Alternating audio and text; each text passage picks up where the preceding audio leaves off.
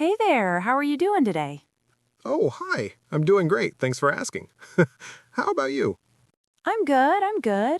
I've been thinking, winter is right around the corner, and I realize there are so many ways to talk about winter in English that I never really thought about before. Oh, absolutely. Winter vocabulary is actually pretty rich. Where should we even start? Let's start with the basics. How do you usually greet someone during winter? Like, what do people say differently in winter compared to other seasons? Great question. So, during winter, especially when it's really cold outside, people often say things like, "It's freezing out there," or "bundle up" when someone's about to go outside. It's showing concern. Right. And what about, stay warm? I hear that a lot too. Yes, exactly. Stay warm is super common. You might say it when saying goodbye to someone, like, "All right, see you later, stay warm." It's kind of like saying take care, but winter specific. I love that. So it's more than just talking about the weather, it's about, showing you care about the other person? Exactly. And speaking of weather, let's talk about how to actually describe winter weather. There are so many expressions. For example, when it's really, really cold, we don't just say it's cold. We say it's freezing, it's frigid, or even it's bitter cold.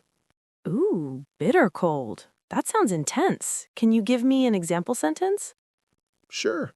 You could say, "I don't want to go outside today. It's bitter cold and the wind is howling." See?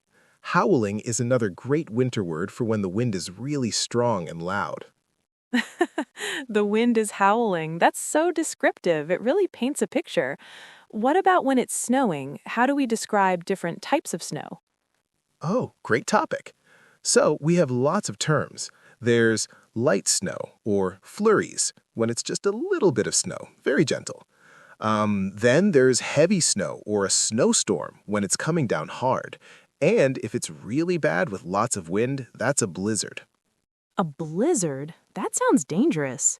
So you'd say something like, we're expecting a blizzard tonight, so stay indoors? Perfect. Exactly like that. And here's another one.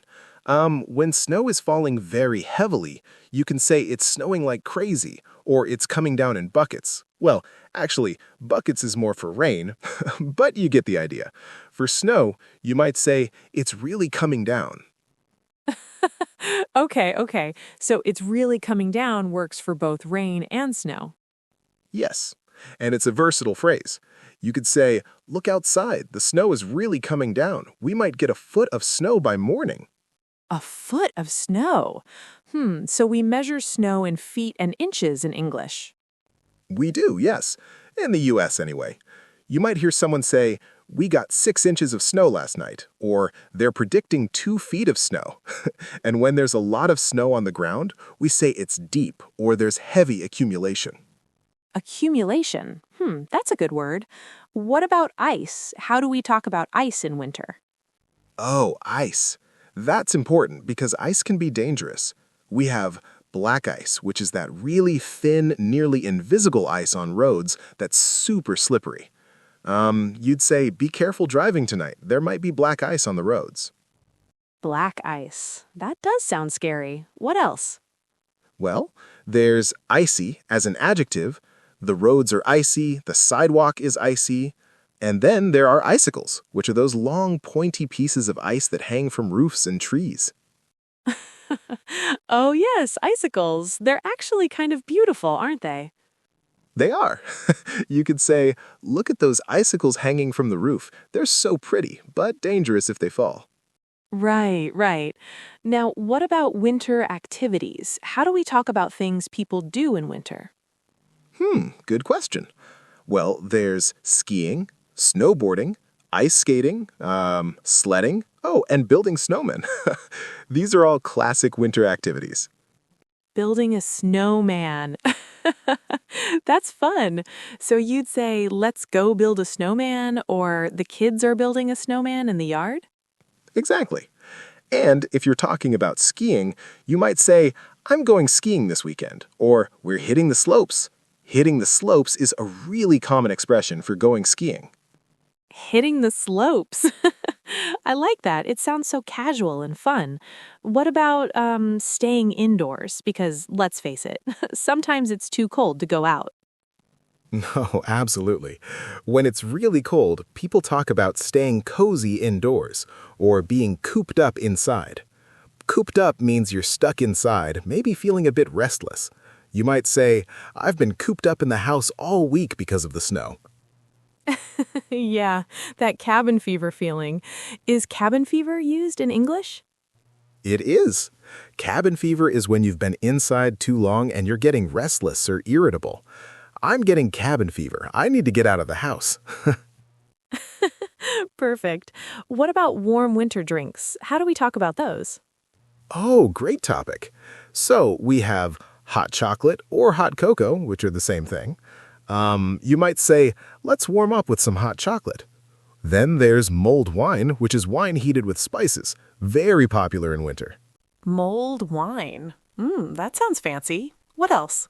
Well, there's apple cider or hot apple cider. And people often say they're going to warm up with a hot drink. Like, come inside and warm up. I'll make you some tea. Warm up. That's used a lot, right? Not just for drinks? Exactly. You can warm up by the fire or warm up under a blanket. It's all about getting comfortable and raising your body temperature. Oh, and speaking of fires, we say cozy up by the fireplace or gather around the fire. Cozy up. That sounds so nice and comfortable. What about clothing? How do we talk about winter clothes? All right, winter clothing vocabulary. This is important. We have winter coat or parka for heavy coats. Then there are gloves or mittens for your hands. Mittens are the ones where your fingers are together and gloves have separate fingers. Right. And what do you call those things you wrap around your neck? A scarf.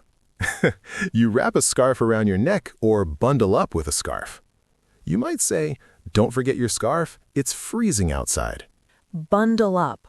We mentioned that earlier, right? Yes. Bundle up means to dress warmly, usually in layers. Parents always tell their kids, bundle up before you go out. Oh, and there's also layer up, which specifically means wearing multiple layers of clothing. Layer up. Bundle up. Got it. What about hats? Is there a specific word for winter hats? Good question. In general, we say winter hat or beanie. A beanie is that knitted cap that fits close to your head. Some people also say knit cap or wool hat. In some regions, they say toque, but that's more Canadian. Toque. That's interesting. So what about when winter is ending? How do we talk about that? Well, we might say winter is winding down or spring is just around the corner. You could also say the snow is melting or the ice is thawing. Thaw is when frozen things start to melt. Thaw. So you could say the ground is starting to thaw? Perfect. Yes, exactly. And when winter has been really long and hard, people might say, I'm so ready for spring, or I can't wait for winter to be over. I bet. What about winter holidays? How do people talk about those? Oh, great point. So, during winter, we have the holiday season, or the holidays, which usually refers to the period from late November through early January. People say things like, Happy Holidays, or Season's Greetings. Season's greetings. That's more formal, right? It can be, yes. It's often used in cards or formal settings. But casually, people just say Happy Holidays or reference specific holidays like Christmas, Hanukkah, New Year's, and so on. Right. What about New Year's specifically? Any special expressions? Oh, yes. So, ring in the new year is a common expression. Like, we're going to ring in the new year at a party downtown. And then there's New Year's resolution, which is a goal you set for the new year. New Year's resolutions. Everyone makes those. So you'd say, my New Year's resolution is to exercise more. Exactly. Though most people don't keep them. And we also say turn over a new leaf, which means to make a fresh start. This year I'm turning over a new leaf. Turn over a new leaf. I like that expression. Hey, what about when it's really cold and you can see your breath? Is there an expression for that? Yes, we say you can see your breath or your breath is visible in the cold air. Some people, especially kids, call it making clouds when they breathe out in the cold. Like, look, I'm making clouds. That's cute. What about when your body reacts to the cold, like shivering? Right. So, shiver or shivering is when you shake from the cold. I'm shivering, or stop shivering and come inside. And then there's chattering teeth, like my teeth are chattering, it's so cold. Chattering teeth. That's so descriptive. What about, when your nose runs in the cold? Oh, yes, runny nose is the term. I always get a runny nose in winter. And your cheeks might get rosy or flushed from the cold. People often say, "You look flushed. Have you been outside?" Rosy cheeks. That sounds almost poetic. What about frostbite? That's serious, right? Very serious. Frostbite is when your skin and tissue freeze from extreme cold. You'd warn someone, cover your ears or you'll get frostbite. And there's also windburn, which is when your skin gets red and sore from cold wind. Wow, winter can be tough. What do we call it when winter weather cancels things? Oh, snow day is a big one. A snow day is when school or work is canceled because of heavy snow. Kids love snow days. You'd say, we got a snow day tomorrow. School's canceled. I bet kids do love that. What about when businesses close? They might be closed due to weather or closed for inclement weather. Inclement means harsh or severe. You might see a sign that says, closed today due to inclement weather. Inclement weather. That's a useful phrase. What about getting stuck in the snow? How do we talk about that? Well, your car can get stuck in the snow or snowed in. If you're snowed in, it means you can't leave your house because of too much snow. We're completely snowed in. The plows haven't come yet. Plows. What are those? Good question. Snow plows, or just plows, are the big trucks that clear snow from roads. We say they plow the roads or plow the streets. You might hear someone say, I hope they plow our streets soon. Ah, got it. What about preparing for winter? Are there special expressions for that? Definitely. People talk about winterizing their homes or cars. That means preparing them for winter weather. Like, I need to winterize my car might mean putting on winter tires, checking me antifreeze, things like that. Winterize. So it's a verb. What about stocking up on supplies? Yes, before a big storm, people stock up on essentials. We need to stock up on groceries before the blizzard hits. People often joke about everyone rushing to buy milk and bread before storms. Oh, really? That's funny. Why milk and bread specifically? It's kind of a cultural joke in the US. For some reason, those are the first things to sell out. People also hunker down during storms, which means to stay inside and wait it out safely. Hunker down. That's a great expression. Well, this has been so helpful. I feel like I know so many more ways to talk about winter now. I'm glad. Winter vocabulary is really rich in English. Oh, one more thing. Don't forget expressions like in the dead of winter, which means the coldest, darkest part of winter. The dead of winter.